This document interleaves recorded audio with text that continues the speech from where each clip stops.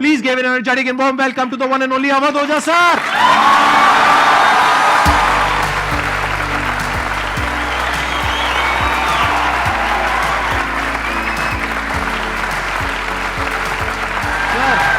Hello sir, क्या हाल चाल? बैठिए जी, बैठिए। आइए। Thank you. इससे पहले कि ऑडियंस आपसे कुछ क्वेश्चंस पूछे, मेरे माइंड में एक क्वेश्चन आ रहा है। आईएएस में कितने लोग हैं जो हर साल उसके लिए अपीयर करते हैं? 5 से 6 लाख के आसपास। और सीट्स कितनी है? 1000 अप्रोक्सीमेटली। तो जिनका हो जाता है उनके बारे में तो सब बात करते हैं, जिनका नहीं होता है, जिन्होंने पूरी जान लगाई और जिनका नहीं हुआ, उनका क्या होता है? उनके रिश्तेदार उनकी चिंता करते हैं। वो फिर उनकी चिंता करते हैं। नहीं, मैं आ रहा हूं, मैं आपके क्वेश्चन पे आ रहा हूं। ये पॉइंट इंटरेस्टिंग है, मैं समझना चाहूंगा कैसे। मैं बता रहा हूं। हाँ। मैं दोनों मुद्दों पे बता। हम सब हारने से डरते हैं, और मजेदार बात है कि वो डर हमारी हार की वजह बनता है। 98% केसेस में हारने से क्यों डरते हैं? क्योंकि हम जानते हैं अगर हम हारेंगे तो जो पीछे 3 लोग बैठे हैं ना, रिश्तेदार, रिलेटिव्स और फ्रेंड, वो जीने नहीं देंगे। आप जब भी आईएएस की तैयारी करें, पहला अटेम्प्ट आपका सीरियस अटेम्प्ट होना चाहिए। आपने तैयारी किया, बेसिक्स तैयार किए, आपने एडवांस कोर्स तैयार किया, आपने कम से कम मेंस के 1000 आंसर्स लिखे हैं और मिनिमम 10,000 प्रीलिम्स के क्वेश्चंस आप सॉल्व कर चुके हैं, तब आप एग्जाम देने जाइए। सिर्फ एक अटेम्प्ट दीजिए। जिसने भी पहला अटेम्प्ट सीरियस दिया, उसको दोबारा तैयारी नहीं करनी पड़ती, रिवीजन करना पड़ता है। भाई आप देखो ना, जितने सारे सेलेक्ट लड़के होते हैं उसमें बहुत सारे नौकरी कर रहे होते हैं, जॉब कर रहे होते हैं। कुछ लोग मुझसे पूछते हैं, सर जॉब करते वक्त तैयारी हो सकती है? नहीं, जॉब करते वक्त तैयारी तो नहीं हो सकती, जॉब करते वक्त रिवीजन हो सकता है। 3 hours per day, 4 hours per day. तो मेरी एडवाइस ये है, क्योंकि ये एक बहुत रिस्की खेल है ये। मैं खुद ही बाहर हुआ, और फिर मैं कितने लोगों को देखता हूं जो 5-5, 6-6 अटेम्प्ट के बाद बाहर होते हैं। तो जिनको भी इस गेम में शामिल होना है, एक अटेम्प्ट सीरियसली आपका होता है, बहुत अच्छा है। आपको मैक्सिमम रिस्क लेना है तो आप 2 ले लो, उसके बाद अपना काम शुरू करो, जो आपका सेकंड लाइन थॉट था।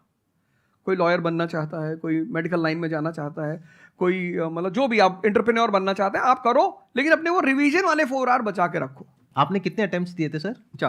4 अटेम्प्ट्स आपने दिए थे। और आपने कहीं से कोचिंग ली थी, यानी लाखों रुपए दिए थे कोचिंग में? नहीं, तब लाखों नहीं थे, तब हजारों थे। अच्छा, हजारों रुपए आपने खर्च करे थे, और आप एक मिडिल क्लास बैकग्राउंड से थे।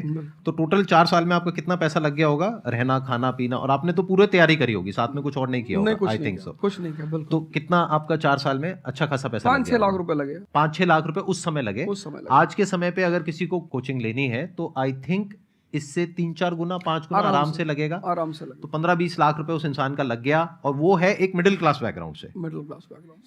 अब वो कहीं ऐसा तो नहीं कि वो ना यहाँ करा ना वहां करा 4-5 साल बाद? हाँ, वही मैंने कहा कि अब आप, जब हमारे समय तो ठीक था, अब आप रिस्क पूरा नहीं ले सकते। You have to be cautious. अब इनको कॉशियस होना पड़ेगा कि ठीक है, जैसे बड़े सारे लड़के क्या करते हैं, वो 1-2 अटेम्प्ट ऐसे ही देते हैं। अब तो इनके पास 6 अटेम्प्ट है। ओबीसी हैं तो और ज़्यादा है, SC ST हैं तो और ज़्यादा है। और मैं कहूँगा आप किसी भी कैटेगरी से आते हैं, आप 2 अटेम्प्ट से ज़्यादा कभी मत मानिए। ये पॉइंट बहुत अच्छा है कि आइडियली आपको अपने माइंड में ये रखना है कि एक ही अटेम्प्ट है मेरे पास में, मैक्सिमम अगर आपकी फैमिली अफोर्ड कर सकती है तो 2 अटेम्प्ट है। उसके बाद में अपने काम पे ध्यान देना है, और इसको एज अ रिवीजन की तरह देखना है, मतलब इसको साथ साथ में चलाना है। ये नहीं कि अपने 5 साल या 6 साल लाइफ के सारे यही निकाल दिए और सारा पैसा घर वालों का लगा दिया, या उन्होंने खेत बेच दिया, या लोन ले लिया। ऐसी बहुत कहानियां मैंने सुनी है सर लोगों की, और बहुत ही दर्द होता है ऐसी कहानियां देख करके। ऐसे लोगों की जो कहानियां हैं वो उसको सुन करके बहुत ही बुरा लगता है अंदर से। चलिए आगे बढ़ते हैं जी। Sir, I wanted to ask how to fight the basically fear that we feel. Like there are lot many fears that we face, not only in studies but in each aspect of life. There is some kind of fear. How to fight that? How to come back? How to have that courage in life? Fear बड़ी प्यारी चीज है। हमने कुछ words को बड़ा negative बना लिया है। जैसे अब बच्चा है 2 साल का, उसको तो फियर होता नहीं, उसे कुछ पता नहीं, उसने कोबरा देखा, जाके पकड़ लिया। वो तो बाद में घर वालों ने देखा तो पता चला कि भैया कोबरा पकड़ के घूम रहा है। लेकिन हम बड़े हो गए ना, अब हम कोबरा देखेंगे तो वो हमारी बॉडी की जो मैकेनिज्म है वो हमें वार्न करेगी, अलर्ट करेगी। That is natural fear. वो अच्छी चीज है। जिस चीज की आप बात कर रहे हो वो फियर नहीं है, वो ओवर थिंकिंग है। आज का जो युवा है वो फियर से परेशान नहीं है, वो ओवर थिंकिंग से परेशान है। अब ये ओवर थिंकिंग क्यों है, उस फैक्टर पे आते हैं। ओवर थिंकिंग की वजह क्या है? ओवर थिंकिंग की वजह यह है कि आज का समाज इतना एक्सपैंड कर चुका है। You are outside your house, तुमको तुम्हारी दोस्त मिल गई कि मैं कल लंदन से आई, क्या लाइफ है लंदन में यार, और मैं तो ये कर रही वो कर रही। आपको लगा हम ही पागल है यार, IAS की तैयारी कर। फिर शाम को किसी फ्रेंड का फोन आ गया कि मैं तो अब ऑस्ट्रेलिया जा रही हूँ, मैं तो वहीं सेटल हो जाऊंगी। 90s में हमारे पास इतने स्कोप नहीं थे। हमारी जो लाइफ थी वहां ओवर थिंकिंग इसलिए नहीं थी, आपने भी सर देखा होगा, क्योंकि हमारे पास इतने स्कोप नहीं थे। आज तुम्हारी जनरेशन में यू हैव मल्टीपल फील्ड्स, मतलब इतने सारे फील्ड्स ओपन है। तो जब तुम घूम के चारों तरफ देखते हो और तुम देखते हो कि तुम्हारे ही साथ के लोग बड़ी सारी फील्ड में एक्सेल कर रहे हैं, काम कर रहे हैं, अर्न कर रहे हैं, तो तुम्हारा दिमाग भागना शुरू करता है। फिर क्या होता है, हमारे पेरेंट्स हमसे ज्यादा ओवर थिंकिंग करते हैं, क्योंकि बड़े हमको लेकर कॉशियस होते हैं। हाँ। एक हमने ओवर थिंकिंग की, हम अपना संभाल लें किसी तरह। हम घर के अंदर गए, मम्मी रो रही है कि वो निशा मिली थी, 20 लाख का पैकेज है उसका। दूसरा प्रेशर तुम्हारे ऊपर आ गया। ये जो प्रेशर हम मल्टीपल फेस करते हैं, तो एक तुम्हारा प्रेशर, एक माँ बाप का प्रेशर। पता लगा बुआ जी ने रात में फोन कर दिया, क्या कर रही हो जी? तुम सारे लोग प्रेशर से लड़ रहे हो इस वक्त, मल्टीपल फ्रंट पे। ये कोई फियर उयर नहीं है। ये प्रेशर दूर कैसे होगा, इस पे थोड़ी सी बात कर ले। जहां इंटरनल ताकत है वहां कॉन्फिडेंस है। आज का युवा क्या कर रहा है, बादाम का तेल लगा रहा है, बादाम की क्रीम लगा रहा है, बादाम का साबुन लगा रहा है, खा रहा गुटखा।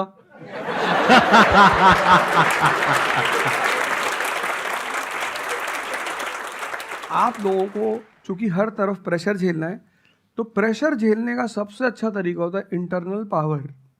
तभी तो मैं जहां भी जाता हूं एक चीज रिपीट करता हूं, योगा करो, ध्यान करो। ध्यान करोगे मन ताकतवर हो जाएगा। सर, आपने जैसे कि अभी बोला कि मेंटल स्टेट के लिए एक्सरसाइज करो, योगा करो। तो पहले तो मैं फिजियोथेरेपिस्ट हूँ, ठीक है। मैं सुबह से मतलब योगा या एक्सरसाइज मेरा डेली रूटीन है, करना भी और कराना भी। उसके बाद भी at the end of the day मैं डिप्रेस हो जाती हूँ। ये नहीं कि मन नहीं लगता, इस चीज़ में ही मन लगता है, फैमिली से भी पूरा मन लगता है, ठीक है। उसके बाद भी end of the day depress हो जाती हूँ। तो उसको डिप्रेशन कैसे कम करी जाए? हम किसके साथ रहते हैं वो बहुत इंपॉर्टेंट है। मेरे एक दोस्त मेरे साथ आ रहे थे आज से करीब 7-8 साल पहले, धौला कुआं से। रात का टाइम था और हम दोनों, मैं गाड़ी चला रहा था, हम इंडिया गेट के सामने से निकले तो उन्होंने मुझसे कहा कि अब हम बुढ़े हो गए हैं। मैंने गाड़ी रोकी, मैंने कहा उतरो। तो उन्होंने कहा कि क्या हुआ? मैंने कहा उतरो तो, उतरो जरा। उतर गए, मैंने दरवाजा बंद करो, चले गए। आज तक मैंने उनसे बात नहीं की। वो उनसे पूछते हैं आज, अब तो खैर बात ही नहीं होती, पर वो बहुत उन्होंने कोशिश की कि अब क्या हुआ?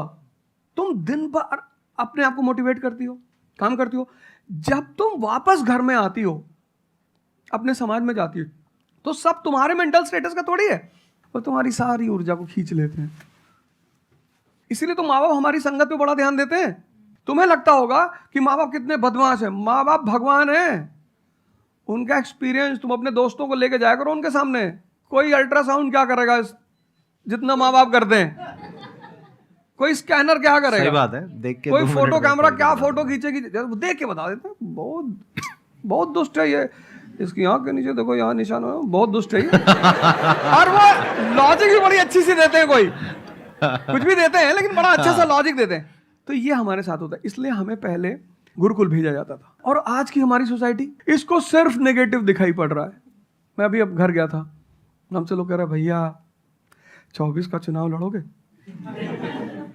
मैंने कहा यार पॉलिटिकल पार्टियां कह रही कि तुम सीधे प्रधानमंत्री बन जाओ। अननेसेसरी परेशान किए होगा, अननेसेसरी दूसरों से मत। और ये एक जगह का नहीं है, ये यूनिवर्सल हो चुका है। तुमने कह दिया कि मैं IAS की तैयारी कर रही हूँ, अरे नहीं होता किसी का। तिवारी जी की लड़की दी थी, 2 साल बाद पागल हो गई। तुम इतने डिप्रेस समाज में रह रहे हो। वो तो महेश्वरी जी जैसे लोग हैं जिन्होंने बहुत लोगों को जिंदा कर रखा है। Thank you, sir. जब आपको कोई सहारा नहीं होता, आपने टाइप किया संदीप महेश्वरी, एक वीडियो आ गया, आप रिलैक्स हो गए। जब आप इन्हें सुनते हो तो आपका टेम्परेचर हाई होता है। तो एक ही आदमी को आप सुनते हो ना जिससे टेम्परेचर हाई हुआ, हमको सुन लिया कुछ ज्यादा ही हाई हो गया। लेकिन 2 लोगों को छोड़ दो, 3 लोगों को छोड़ दो, 4 लोगों को, ऐसे 10-12 लोग हिंदुस्तान में है, पॉपुलेशन 1 बिलियन 50 करोड़। तो तुम 10 लोगों को सुनो और बाकी जो तुम्हारे साथ 500 जुड़े हैं वो तुम्हें तो नीचे ही ले जा रहे हैं। इससे बचो, अपनी सर्कल को थोड़ा सा रिजर्व करो। तुम किससे बात करते हो, कौन सा लिटरेचर पढ़ते हो, लिटरेचर पर ध्यान दो। जैसे मैं रश्मिरथ पढ़ता रहता हूँ, खाली हुआ प्रसादों के कनकाब शिखर होते कबूतरों के ही घर। ये जो बड़े बड़े मकान हैं, कभी किसी बाज को यहां रहते हुए देखा? कबूतर रहते हैं। क्या लाइन है, प्रसादों के कनकाब शिखर, कितने मतलब महलों के जो बड़े बड़े शिखर, उसमें सिर्फ कबूतर रहते हैं। प्रसादों के कनकाब शिखर होते कबूतरों के ही घर, महलों में गरुड़ न रहता है, कंचन पर कभी न सोता। कंचन मतलब सोना। लग्जरी नहीं चाहिए। तुम लोग इतनी लग्जरी चाहते हो, लग्जरी आदमी को मेंटली कमजोर बनाती है। मैं आश्रम में था, मैंने ज्यादा खाना खा लिया। मेरा एक नियम है, नो एक्सरसाइज नो फूड। मतलब अगर मैं एक्सरसाइज नहीं करूंगा तो मैं खाना नहीं खाऊंगा। वहाँ एक बाबा जी, वो प्रेम में उन्होंने घी पे घी डालते चले, मैंने खा लो। फिर वो हुआ कि भाई यहाँ घूमेंगे, चारों तरफ जंगल है, डरा दिया इन लोगों ने। एक बार एक भालू एक आदमी की टांग काट के ले अरे मैंने कहा आज कोई भालू नहीं आएगा, मैं जाऊंगा।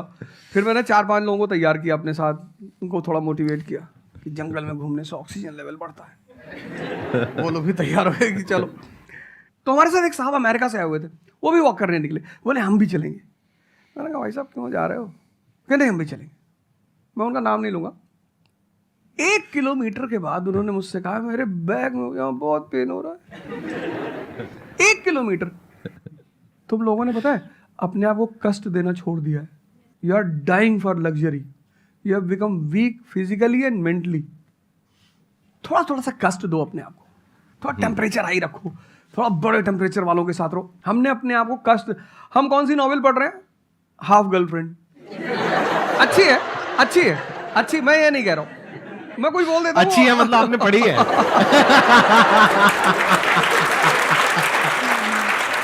नहीं सर, कोई पकड़ निकाल लेगा, कोई वो क्लिपिंग निकाल लेगा, ओ गाली दे रहे थे उनको। नहीं, आपने बहुत सारी गलतियां कर दी। आपकी जनरेशन ने अपने को कष्ट देना छोड़ दिया। हाँ। आप पढ़िए बड़े बड़े लोगों, अंबेडकर को पढ़ो, उनका जीवन संघर्षों का, प्रभु राम का जीवन पढ़ो। ये सब संघर्ष, ये सब लोग हैं जिन्होंने जीवन में लड़ाइयां लड़ी हैं। आपने उनको साइडलाइन कर दिया। आप राणा प्रताप के बारे में कुछ जानते ही नहीं हो, आपको वो पोएम याद ही नहीं है, खूब लड़ी मर्दानी वो तो झांसी वाली रानी थी। आपको तो एक चीज बता दी, twinkle twinkle how I wonder. आप वंडर किए जा रहे हो पूरी जिंदगी में। आपने कहा कि पूरे दिन मैं अपना काम करती हूँ, दैट इज फिजियोथेरेपी जो आप करते हैं, और शाम तक आते आते आपको थोड़ा सा डिप्रेस फील होता है, थोड़ा सा डाउन फील होता है, तो उसके पीछे क्या रीजन है आप बताइए। जैसे कि मैं बाकी पेशेंट्स देखती हूँ पूरा दिन में, हाँ। बट जब मैं घर पे आती हूँ तो मैं अपने मम्मी पापा को देखती हूँ। ठीक है। जो मैं उनको कहती हूँ कि आपको ये एक्सरसाइज करनी है, ये करना है, आपके लिए ये ज़रूरी है, वो ये नहीं करते। तो फिर वो मुझे डिप्रेस होता है कि मैं जब सबको सही करती हूँ और मैं अपने घर में ही सही नहीं कर पा रही। आप सबको सही नहीं करते हो, आप उन लोगों को सही करते हो जो आपके पास आते हैं। हाँ एग्जैक्टली। तो अगर आपके पेरेंट्स सही नहीं होना चाहते हैं तो उनको कौन सही करेगा? बेसिकली हमारी प्रॉब्लम क्या है कि जो नहीं करना चाहता उसको भी करवाना चाहते हैं। एग्जैक्टली। फॉर एग्जाम्पल, आप में से यहाँ पे कुछ लोग बैठे हैं और बैठे हैं जो कहते हैं कि भाई आप कुछ भी बोल दो, हम तो जैसे थे वैसे ही रहेंगे, उखाड़ लो जो उखाड़ सकते हो, आप अकेले आ जाओ, आप साथ में हो जाओ, सर को ले आओ, आप 10 को ले आओ, हम तो नहीं बदलने वाले। उनका कोई कुछ कर सकता है? समझ गए? तो यहाँ पे किसका एक्चुअल में किसकी लाइफ बदलने वाली है? यहाँ पर हो सकता है कुछ साल बाद आप ही में से कोई यहाँ पर बैठा होगा, बट वो इंसान कौन होगा? जो खुद अंदर से बदलना चाहता है ना। Yes sir, thank you sir. Please have a seat, बैठिए। मेरा संदीप सर से एक क्वेश्चन है कि जैसे हम लोग जब आपकी वीडियोस देखते हैं तो हम लोग मोटिवेटेड हो जाता है कि हम लोगों को गवर्नमेंट से या फिर इन सब फील्ड्स में छोड़ के अपना कुछ स्टार्ट करना चाहिए जिससे देश में एंटरप्रेन्योर्स या फिर जॉब्स बढ़े। फिर हम लोग देखते हैं आप लोगों को कि भाई यूपीएससी में एक ऐसी पावर होती है जो हम करना चाहते हैं वहाँ पे हमको डायरेक्ट पावर मिलती है। जैसे कि मैं अगर एजुकेशन के फील्ड में कुछ अच्छा करना चाहती हूँ तो मेरे पास डायरेक्ट पावर होती है कि हम लोग वहाँ से कर सकते हैं। तो मैं ऐसा, मेरे पास ये क्वेश्चन फिर मतलब दोनों में कॉन्ट्राडिक्शन चलता रहता है। ना कॉन्ट्रडिक्शन नहीं चल रहा है, इसे कॉन्ट्रडिक्शन नहीं कहते, इसे कंफ्यूजन कहते हैं। मतलब एक गोल होता है ना, या फिर एक मतलब हमारे पास एक टारगेट होता है कि हम ये काम करने के लिए यूपीएससी में जा रहे हैं। नहीं, सरकार जो कहेगी वो करना है। हाँ, I was about to say that. आपका क्या गोल है? आप क्यों कर, और आप आपने नेता क्या थोड़ी है, target आपकी पार्टी का मैनिफेस्टो थोड़ी है, घोषणा पत्र। आप एक राजपत्रित अधिकारी हैं, gazetted officer.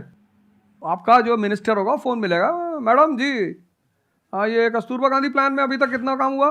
Ji sir, I give the review in the evening sir. Okay, thank you, ठीक है मैडम, बाय, खत्म। सो आपका कहने का मतलब है कि जो सिविल सर्वेंट बनते हैं या आईएएस ऑफिसर बनते हैं उनके पास कोई पावर नहीं होती? पावर होती है जब तक जनता अपनी पावर नहीं समझती। आज की डेट में इस देश में पावरफुल कौन है? जनता। We the people of India solemnly resolve. Yes sir. ये जनता बेचारी पावर जानती है तो डीएम का ऑफिस में चले जाते, हुजूर इसको बेचारे को पता है, नेता देखा, मेंबर ऑफ पार्लियामेंट देखा, क्या पैर छू लिए, तेरे फूफा है? नहीं भैया नहीं भैया, सांसद जी हैं। सांसद जी हैं तो क्यों पैर छू रहा है? तो पावर इस असलियत में इस देश की जनता के पास है। क्योंकि वो जानती नहीं है, इसलिए तुमको इनके पास इनको काम करने का अधिकार है। ये है the right to work, the right to implement. लेकिन चूंकि जनता अपने अधिकार को नहीं जानती तो तुम्हें दूर से दिखाई पड़ता है कि अरे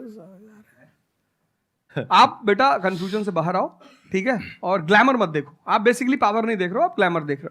आपको जो करना है उसको डिसाइड कर लो आप, और उस रास्ते पे आगे बढ़ो कि आप कल किसी भी फील्ड के मुकेश अंबानी बन जाओ, अडानी बन जाओ, वॉरेन बफेट बन जाओ, बिल गेट्स बन जाओ। इस रास्ते पे जाओ। Thank you sir. मैं यहाँ पे थोड़ा सा ऐड करता हूँ कि जो आपने बोला ना कि ये कॉन्ट्रडिक्शन है, सबसे पहले तो जो सर ने बोला कि ये कोई कॉन्ट्रडिक्शन नहीं है, ये कंफ्यूजन है, बिल्कुल सही बात है। अब कंफ्यूजन क्या है, उसकी जड़ क्या है? आप क्या कर रहे हो? आप बस हम लोगों की बातें सुन रहे हो। यहां से मैंने कुछ बोला, इन्होंने कुछ बोला, दोनों अलग अलग स्टैंड पॉइंट है। मतलब इस दुनिया में आर्ट्स भी है, साइंस भी है, कॉमर्स भी है। अब आप कहोगे अब तीनों में कॉन्ट्रडिक्शन है। अरे कॉन्ट्रडिक्शन नहीं है, अलग अलग लोगों के लिए अलग अलग स्ट्रीम्स है। डिपेंड्स अपॉन कि आपकी प्रेफरेंस क्या है, आपकी प्रायोरिटीज क्या है। तो आपको तीन चीजें देखनी पड़ेंगी, एक अपना पास्ट, अपना प्रेजेंट और अपना future.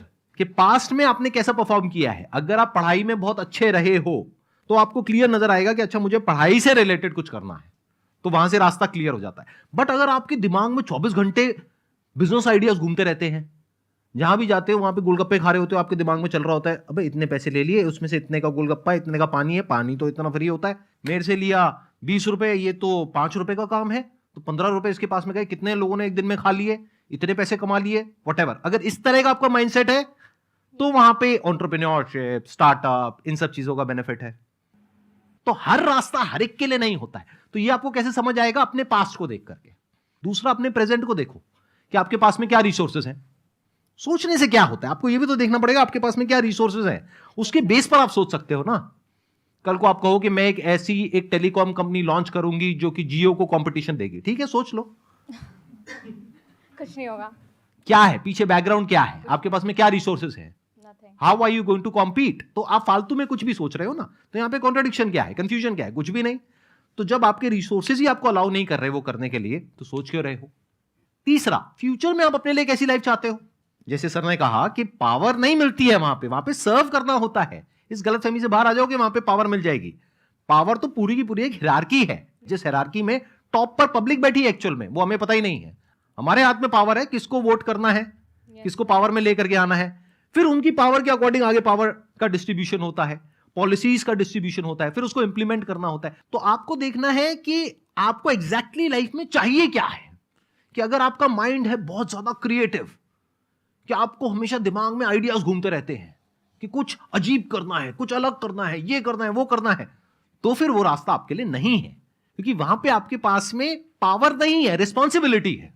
But once you go in the entrepreneurship space, वहां पे रिस्पॉन्सिबिलिटी नहीं है, वहां पे पावर है, पावर टू क्रिएट। अब आपको देखना है कि एट द एज ऑफ 42, 48 आप किसके जैसा बनना चाहते हो। अगर एक टीचर बनना चाहते हो तो ये रास्ता है। उसके अलावा जिन्होंने यूपीएससी को क्रैक किया है उन लोगों को आप लाइफस्टाइल देख सकते हो। वैसे बनना चाहते हो, बहुत बढ़िया। मेरे जैसा बनना चाहते हो, बहुत बढ़िया। किसी और के जैसा बनना चाहते हो, बहुत बढ़िया। बट किस बेस पर? अपनी पर्सनालिटी को देखो ना, क्या लाइन हो रहा है। सर एक्चुअली आपका सेशन देख के मैं पब्लिक स्पीकिंग सीख रहा हूँ, तो कॉन्फिडेंस बढ़ाने के लिए जो आसपास के स्कूल है ना, स्कूल क्लासेस जो है उनके पास मैं जाता हूँ बच्चों को थोड़ा सा ये करने के लिए। तो मैं जाके वहाँ पे रश्मि रथी सुनाता हूँ, मेरे को आती है थोड़ी थोड़ी, तो मैं वो सुनाता हूँ, छत्रपति शिवाजी महाराज के बारे में सुनाता हूँ। तो उन बच्चों का मैंने थोड़ा नोटिस किया, तो वो क्या कह रहे थे मुझे कि सर जो टीचर है अभी जो सिखा रहे हैं वो बस सब्जेक्ट के बारे में बताते हैं और बोरिंग तरीके से सिखाते हैं, ना कोई एक्स्ट्रा कुछ एक्टिविटी नहीं करवाते, कुछ नहीं करवाते। और जब ऐसा कोई एडिशनल गेस्ट आता है जो कुछ एडिशनल सिखाता है, तो उनका माइंडसेट थोड़ा चेंज होता है कि सामने वाले टीचर से भी वो वही एक्सपेक्ट करते हैं। तो मुझे कभी कभी लगने लगा है कि मैं जाके गलत कर रहा हूँ, या वो टीचर का वो स्टूडेंट का देखने का नज़रिया बदल रहा है, तो वो वहीं से वो एक्सपेक्ट कर रहा है और उनका मन वहीं पे नहीं लग रहा है वो सब्जेक्ट में। तो अभी मैं क्या काम करने के दो तरीके हैं। एक, आपको काम करना ही है, कोई ऑप्शन नहीं है। एक है आप किसी भी कीमत पे काम करना चाहते हो। जैसे मैं किसी भी कीमत पर पढ़ाना चाहता ही हूं। इसने मुझे इज्जत दिया, सम्मान दिया, प्रेम दिया।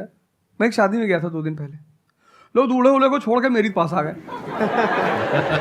दूसरा बेचारा फ्रस्ट्रेशन में आ गया कि यार हमसे मैसेज किया हुआ तुम यहाँ से चले जाओ। मतलब उनके भाई ने मुझे मैसेज किया, बड़े भाई ने कहा वो यार तुम यहाँ से जाओ, यार शादी नहीं हो रही है। मतलब वो द्वार चार वगैरह सारा प्रोग्राम था, वो सब बाहर हो जाओ सर, हो जाओ सर। तो हमारा जो देश का शिक्षक है उसके मन में कोई मोटिवेशन नहीं है कि वो क्यों पढ़ाए। जैसे हमारे घर मामा आए, हमारे उनके आने पे हम बड़े खुश होते थे कि मामा आए। क्यों? क्योंकि हमें पता था कि ये जब जाएंगे तो पैसा देके जाएंगे। इस देश के शिक्षक को, सरकार को कुछ ऐसा करना चाहिए कि उसके मन में एक मोटिवेशन हो कि 6 बजे का स्कूल है वो सुबह 4 बजे पहुंच जाए।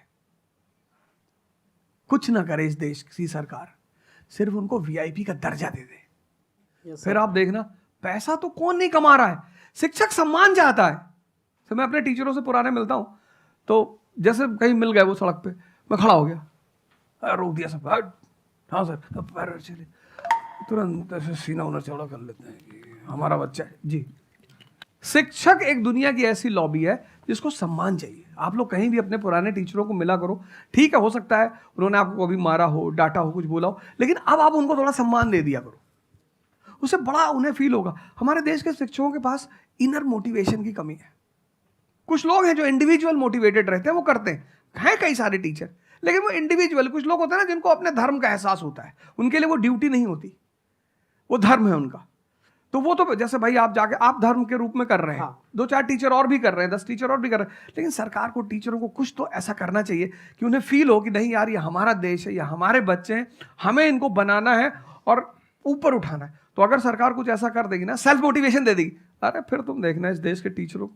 सर इसमें आपसे बात करते करते ना मेरे माइंड में एक सॉल्यूशन आ रहा है, क्योंकि एज एन एंटरप्रेन्योर मेरे माइंड में सिस्टम्स एंड प्रोसेसेस घूमते हैं। मतलब मेरे माइंड में ये घूमता है कि कैसे एक प्रॉब्लम है उसको सिस्टम में कन्वर्ट कर दिया जाए, जो कि वो काम अपने आप हो जाए। क्योंकि ऐसे बहुत ही कम टीचर्स होंगे जो अंदर से मोटिवेटेड होंगे। तो ये थ्योरेटिकली तो बड़ा अच्छा लग रहा है सुनने में, बट हजारों में कोई एक आध होगा। बिल्कुल बिल्कुल। तो अब मेरा स्टैंड पॉइंट क्या है कि क्या हो अगर जैसे हम ई कॉमर्स वेबसाइट्स पे जाते हैं, वहां पे प्रोडक्ट के रिव्यूज होते हैं। रिव्यू कौन देता है? जो कस्टमर है।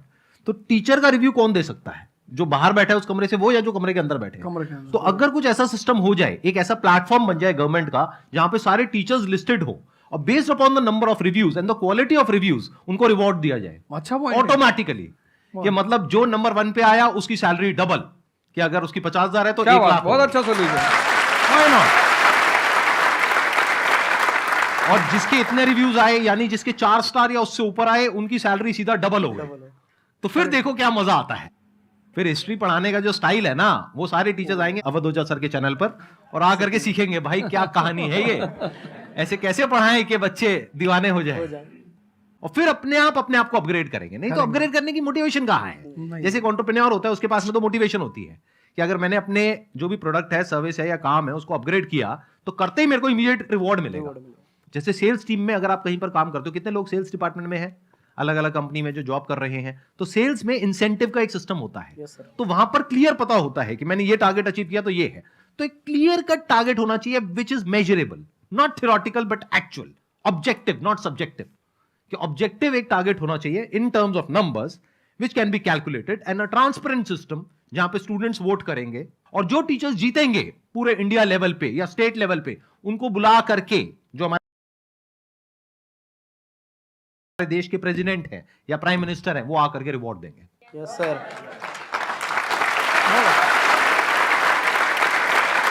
Thank you so much sir आने के लिए।